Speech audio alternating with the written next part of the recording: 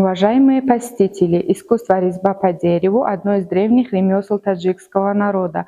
Этот вид искусства имеет как декоративное, так и практическое значение и выполняется мастерами по дереву, металлу, гипсу, кости, глине и камню. Одна из постоянных экспозиций отдела изобразительного и прикладного искусства Государственного учреждения Национальный музей посвящена искусству резьбы по дереву. В этом зале представлены работы известных резчиков страны. Одним из таких мастеров является Мирсайдов Садулло, который широко использует в своих творениях традиционные художественные приемы, которым он научился у своего учителя Юлдошбека Бородбекова.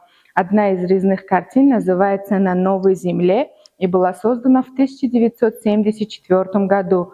На ней изображены таджикский юноша и девушка, стоящие цветком хлопка в руках.